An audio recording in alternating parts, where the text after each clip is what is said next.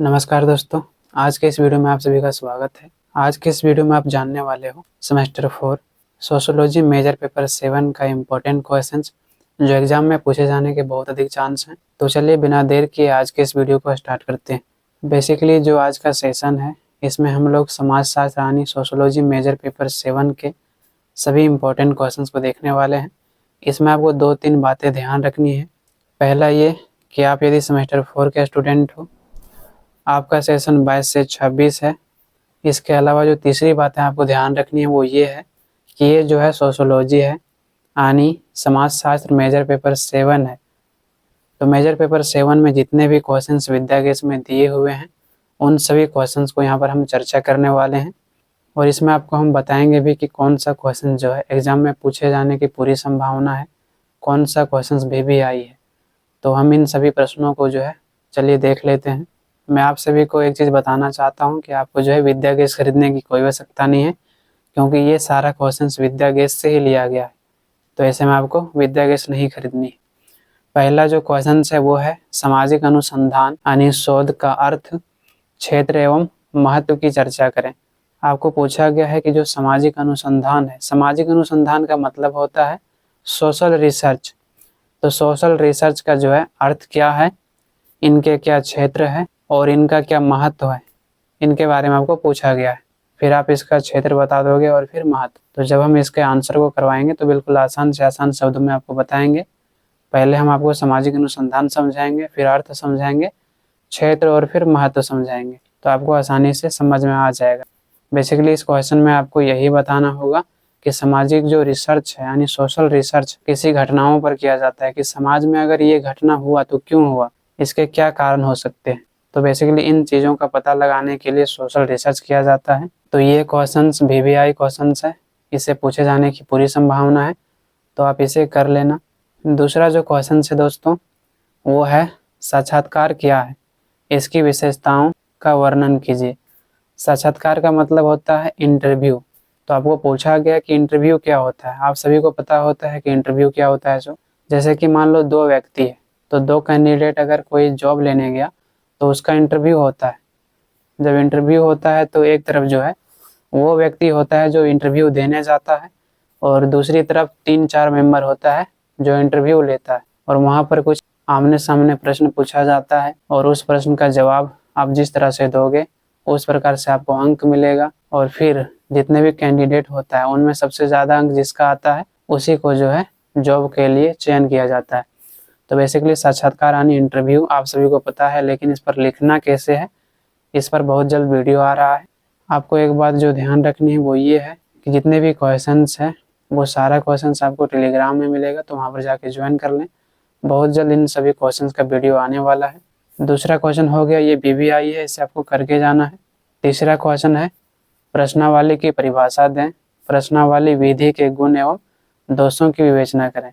इसमें पहले आपको प्रश्नावली क्या होता है इसकी परिभाषा दें, तो 2-3 विद्वान को आपको ले लेना है और फिर 2-3 विद्वान ने प्रश्नावली के बारे में क्या कहा है उसके परिभाषा को दे देना है। प्रश्नावली क्या होता है, तो प्रश्नावली हम उसे कह सकते हैं जैसे कि जब कोई भी चीज़ का रिसर्च करना हो, चाहे सोशल रिसर्च हो या कुछ भी हो, तो जो समय होता है उसी समय के अंदर अगर रिसर्च हो जाती है या रिसर्च किया जाता है तो उसे जो है प्रश्नावली कहा जाता है। जब इसके आंसर को हम लोग देखेंगे तो बिल्कुल आसान शब्दों में समझेंगे। वीडियो के एंड में जो है आपको इसका प्लेलिस्ट मिल जाएगा जहाँ पर जो है सारे क्वेश्चंस आपको मिलते रहेंगे। तो तीसरा क्वेश्चन भी इम्पोर्टेंट क्वेश्चन है, आपको करके ही जाना है। चौथा क्वेश्चन है निदर्शन या प्रतिदर्शन की परिभाषा दें तथा सामाजिक अनुसंधान में इसकी उपयोगिता यानी महत्व का वर्णन करें। तो ये क्वेश्चन उतनी ज़्यादा इम्पोर्टेंट नहीं है, तो आप चाहे इसे कर सकते हो या तो छोड़ सकते हो। पांचवा क्वेश्चन है अवलोकन की परिभाषा दें, इसकी विशेषताओं की चर्चा करें। अवलोकन के बारे में पूछा गया है कि अवलोकन की आपको परिभाषा देना है और फिर इसके जो विशेषताएं हैं विशेषताओं के बारे में भी आपको बताना है। एक बात जो आपको ध्यान रखनी वो ये है कि जो 5 नंबर और 6 नंबर क्वेश्चन है बेसिकली दोनों एक ही क्वेश्चन है, तो हम लोग ये दोनों का अलग अलग आंसर नहीं करेंगे। जब मैं आपको 6 नंबर क्वेश्चन बताऊंगा उसी में आपका 5 नंबर भी क्वेश्चन हो जाएगा। कैसे, तो 6 नंबर का जो क्वेश्चन है वो है अवलोकन क्या है, इसके गुण दोष की विवेचना करें। अवलोकन के बारे में बताएंगे कि अवलोकन क्या होता है और फिर इसमें इसके जो गुण है उसकी चर्चा कर देंगे और इसके जो दोष है अवलोकन के उसके बारे में भी बता देंगे। तो ऐसे में आपका जो 5 और 6 है वो आपका एक ही क्वेश्चंस में दोनों क्वेश्चंस का आंसर कंप्लीट हो जाएगा। मेरा उद्देश्य ये है कि आपको मैं 5 से 7 क्वेश्चंस कराऊं और ऐसे में आपको जो है एग्जाम में सारे प्रश्न मिल जाए, कोई भी क्वेश्चंस आपका एग्जाम में छूटे हैं नहीं। जब आप एग्जाम में जो है पेपर को देखोगे तो कहोगे यार इतना इजी सवाल क्यों पूछा, वीवीओ वाले अपना जो है लेवल थोड़ा बढ़ाओ। आपको ऐसा फील होगा जब आप 7 से 8 क्वेश्चंस करके जाओगे। तो आप अगर 4 क्वेश्चंस करके जाते हो तो आपके अंदर ये कॉन्फिडेंस नहीं रहेगा, फिर आपको लगेगा यार कुछ हमने पढ़ा ही नहीं है। तो कम से कम आपको 7 से 8 क्वेश्चंस करके ही जाना है। जब 7 से 8 क्वेश्चंस करोगे तो आपके अंदर एक अलग ही कॉन्फिडेंस होगा। इस बार थोड़ा सा समय कम है, लेकिन नेक्स्ट सेमेस्टर में जो है आपको कम से कम 7 से 8 प्रश्न करवाए जाएंगे, 10 प्रश्न करवाए जाएंगे।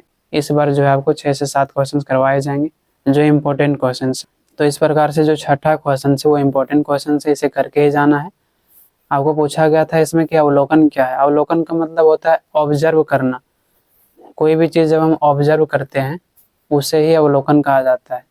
यानी जब हम किसी चीज़ के बारे में नहीं जानते हैं तो उसके बारे में जानना चाहते हैं, लेकिन जब उसके बारे में पूरी जानकारी हमको नहीं मिल पाती है, आधा अधूरा ज्ञान मिलता है, तो हम खुद ऑब्जर्व करते हैं कि ये आखिर हुआ तो कैसे हुआ। तो जब इसका आंसर देखेंगे हम लोग तो डिटेल में उसमें बताएंगे आपको कि अवलोकन क्या होता है। 7वां क्वेश्चन है कि उपकल्पना क्या है, इसके विभिन्न प्रकारों की विवेचना करें। इस क्वेश्चन में आपको पूछा गया है कि उपकल्पना क्या है और इनके विभिन्न प्रकार के बारे में भी आपको बताना है। दोस्तों उपकल्पना क्या होता है, तो जब भी किसी भी चीज़ के बारे में हमें जानना होता है, चाहे सामाजिक घटना हो या कोई भी सामाजिक समस्याएं हो, उसके बारे में जब हम जानना चाहते हैं तो ऐसे में जो उपलब्ध पुस्तक होते हैं, जो साक्ष्य होते हैं, उसे जानने का प्रयास करते हैं कि आखिर इस सामाजिक घटना के पीछे जो है क्या कारण हो सकता है, या भविष्य में कभी कोई घटना घटने वाला होगा, उस घटना के बारे में बहुत ज़्यादा अगर चीज़ें हमको पता नहीं होगी तो हम लोग क्या करेंगे, कल्पना तो ही करेंगे। जैसे कि कुछ लोगों का मानना है कि एक समय ऐसा आएगा जब धरती और आसमान तहस नहस हो जाएगा, यानी कि जब प्रलय आ जाएगा उस समय मानव का जीवन जीना संभव नहीं होगा। तो प्रलय कैसे आएगा इसके बारे में हम लोग क्या करते हैं, कल्पना तो ही करते हैं, लेकिन ये कल्पना जो है सत्य हो ये सही नहीं है। तो वही इसमें कहा गया है कि जो उपकल्पना होती है वो सत्य नहीं होती है। अभी जो है सत्य की जांच बाकी होती है। जब हम सामाजिक घटना और समस्या के बारे में उपकल्पना करते हैं तो उसके बारे में जब रिसर्च होता है तभी उनकी सच्चाई के बारे में पता चल पाता है। 8वां क्वेश्चन है वैयक्तिकता अध्ययन पद्धति पर एक निबंध लिखें। यानी वैयक्तिकता क्या है इसके बारे में आपको पूछा गया है। बेसिकली वैयक्तिकता का मतलब है दोस्तों कि जब भी मनुष्य के बारे में अध्ययन किया जाता है, मनुष्य के व्यक्तित्व के बारे में जानने का प्रयास किया जाता है, उसे ही वैयक्तिकता कहा जाता है। मनुष्य के बारे में क्या जानना चाहता है कि मनुष्य का जो गुण है या दोष है, वो गुण और दोष होने का कारण क्या है, उनका व्यक्तित्व कैसे बनता है, समाज की किन परिस्थितियों से उनका व्यक्तित्व बनता है। तो जब मनुष्य के बारे में ही अध्ययन करना होता है या अध्ययन किया जाता है तो उसे ही वैयक्तिकता कहा जाता है। तो ये क्वेश्चंस आप चाहे तो कर सकते हो, 50% चांस है कि आ भी सकता है। मैं आप लोगों को एक बात और बताना चाहूँगा दोस्तों, जैसे कि जो क्वेश्चंस बार बार रिपीट होते हैं उन्हीं क्वेश्चंस के आधार पर हम कह पाते हैं कि ये क्वेश्चंस आने की संभावना है। मैंने 6 महीना तक आप लोगों को पढ़ाना छोड़ दिया था, लेकिन अब जो है दोबारा से आप लोगों के रिक्वेस्ट के कारण स्टार्ट किया है। तो आप लोग अपना प्यार और सपोर्ट बनाए रखना दोस्तों। 9वां क्वेश्चन देखने से पहले मैं आप सभी को एक बात बताना चाहूँगा कि जितने भी आप लोगों को वीवीआई क्वेश्चंस बता रहा हूँ, मैं इस आधार पर बता पा रहा हूँ कि ये क्वेश्चंस आने की संभावना है, ये क्वेश्चंस नहीं आने की संभावना है। क्योंकि पिछले जो क्वेश्चंस रिपीट होता है ना, और जो सिलेबस में दिया हुआ है उसी आधार पर मैं आपको बता रहा हूँ कि ये क्वेश्चन पूछे जाने की संभावना है। दोस्तों जब मैं हिस्ट्री ऑनर्स के स्टूडेंट्स को पढ़ा रहा था तो उस समय हम 5 से 7 क्वेश्चन करवाते थे, और मेरा यकीन मानिए अब 7 से 8 क्वेश्चन करने के बाद उन सभी स्टूडेंट का एक ही कमेंट आता था कि जब मैं पेपर देने गया तो जब मैंने पेपर को देखा तो लगा कि कोई क्वेश्चंस आपने जो पढ़ाया उससे बाहर आया ही नहीं है। आपने जो इस तरह से कैसे पढ़ा पाया, जो भी क्वेश्चंस आपने बोला था सारा क्वेश्चंस मिल गया। तो हम लोग जो है दोस्तों जो पिछले क्वेश्चंस होते हैं प्रीवियस ईयर का, उससे हम लोग अनुमान लगाते हैं कि ये क्वेश्चन पूछा जा सकता है, और फिर हम लोग सिलेबस भी देखते हैं। तो उस आधार पर आपको 7 से 8 क्वेश्चन करने ही होंगे अगर आपको एग्ज़ाम में ये लगे कि सारा क्वेश्चन हम कर पा रहे हैं, आपके अंदर ये कॉन्फिडेंस आए कि जितने भी क्वेश्चन हमारे रेंज में आ रहा है तो ऐसे में आपको 7 से 8 क्वेश्चन करने ही होंगे। तो ये जो 9 नंबर क्वेश्चन है वो है अनुसूची की परिभाषा दें, इसके विभिन्न प्रकारों का विवेचना करें। अनुसूची के बारे में आपको पूछा गया है कि अनुसूची क्या है, इसके बारे में आपको परिभाषा देना है। पहली बात 2-3 जो है विद्वानों के परिभाषा को ले लेना है कि अनुसूची उन्होंने क्या परिभाषा दिया है, क्योंकि सभी विद्वानों ने, सभी विचारकों ने अनुसूची की अलग अलग परिभाषा दी है। इसके बाद आपको जो है इसके जो प्रकार हैं, इसके प्रकारों के बारे में भी आपको बताना है। पहली बात मैं आपको थोड़ा सा बता दूं कि अनुसूची क्या होती है। तो अनुसूची जो है तालिका को कहा जाता है। जैसे कि मान लो कोई बिल बनाना होता है ना, तो एक तरफ हम लोग लिखते हैं जो सामान है उसको लिखते हैं, फिर उसके बाद लिखते हैं कितनी मात्रा में लिया, 1 केजी लिया, 2 केजी लिया, फिर लिखते हैं कि आपने 1 किलो ये लिया तो इसका जो है प्राइस इतना है। तो इस प्रकार से जब तालिका बनाया जाता है बेसिकली उसी को ही अनुसूची कहा जाता है। जब इसके आंसर को देखेंगे तो हम लोग डिटेल्स में समझेंगे आसान शब्दों में कि अनुसूची क्या होती है। तो 9वां नंबर क्वेश्चन भी इम्पोर्टेंट था दोस्तों, उसे करके भी जाना है। 10वां क्वेश्चन है सामाजिक सर्वेक्षण की परिभाषा दें, इसकी विभिन्न वस्तु एवं इसकी विशेषताओं की चर्चा करें। सामाजिक सर्वेक्षण क्या है इसके बारे में आपको पूछा गया है, साथ ही साथ इसके विशेषताओं के बारे में आपको पूछा गया है। सामाजिक सर्वेक्षण का मतलब है सोशल सर्वे। जब समाज में जो है कोई सर्वे किया जाता है, जैसे जनजातियों के बारे में सर्वे करना हो, किसी भी जनजाति के बारे में कि इनकी सामाजिक स्थिति क्या है, इनकी सांस्कृतिक व्यवस्थाएं क्या है, तो कहीं ना कहीं सोशल सर्वे का ही प्रयोग किया जाता है सर्वेक्षण करने के लिए। तो इस प्रकार से ये भी क्वेश्चन इम्पोर्टेंट है और इसे भी आप करके जाना, एग्जाम में पूछे जाने की संभावना इसका भी है। 11 नंबर क्वेश्चन है अंतर्वस्तु विश्लेषण की परिभाषा दें एवं इसकी विशेषताओं और उद्देश्यों का वर्णन करें। अंतर्वस्तु विश्लेषण की परिभाषा आपको पूछा गया है। अंतर्वस्तु विश्लेषण का मतलब ये है दोस्तों कि जब भी हम किसी भी चीज़ के बारे में जानना चाहते हैं, मान लो कोई सामाजिक घटना घटा, उसके बारे में कोई भी साक्ष्य नहीं है कि कब घटा, कैसे घटा, लेकिन जब हम उनके बारे में रिसर्च करते हैं, जैसे कि मान लो जो हड़प्पा सभ्यता था उसका पतन हो गया, तो उनके सामाजिक संरचना को अगर हम जानना चाहते हैं तो इसके लिए क्या तरीका है, उस पर जो है सर्वे किया जाए, उसकी जांच किया जाए। जांच कैसे करेंगे, इसका 2-3 तरीका हो सकता है। या तो उसके बारे में जो उपलब्ध साक्ष्य हैं उस पर हम रिसर्च करें, या तो उस समय का जो है व्यक्ति कोई बचा होगा नहीं, सारे व्यक्ति तो वहीं पर मर गया होगा, है ना। तो ऐसे में कोई व्यक्ति से हम तो जान नहीं सकते हैं कि हड़प्पा सभ्यता कैसे था, तो हम उसकी खुदाई करते हैं।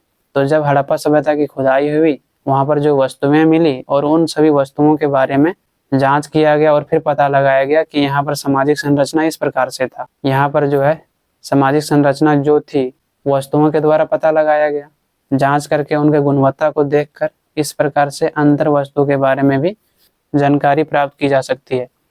या तो घटना जो मूर्त है, जो लोग जानते हैं, उससे भी पता चल सकता है। तो बेसिकली इसके बारे में यही पूछा गया है कि अंतर्वस्तु विश्लेषण की परिभाषा दें और इसके विशेषताओं के बारे में ही बताएं। इतना इम्पोर्टेंट क्वेश्चंस नहीं है, लेकिन आप चाहे तो इसे कर सकते हो। 12 नंबर क्वेश्चन है तथ्य संकलन के प्राथमिक स्रोत क्या है, इसके गुण एवं दोषों का वर्णन करें।